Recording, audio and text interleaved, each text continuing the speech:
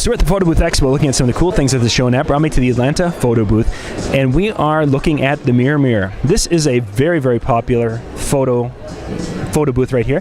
What this is a 40-inch LED monitor that is behind that mirror, and you can go and set it up and such to take pictures because the camera is at the top. They've got a Canon T6 in there that can do what you need it to do. You've got, of course, some LED. You can see around the edges there of the frame. You've got some LED light that's going to kind of illuminate, make it look really, really cool. You've got animation that's going on there from the Darkroom software. That's a neat effect. There's a flash at the top. Depending upon your room lighting, for most weddings, of course, it's going to get a little darker, so you need the flash.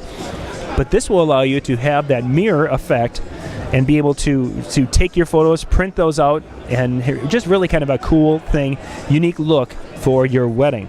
This is all powered by an Intel Core CPU, or the M CPU that they've got in there. So you've got a fast computer that's going to be able to handle everything you need, and it's a little small, compact computer, so it's not taking up a ton of space in there.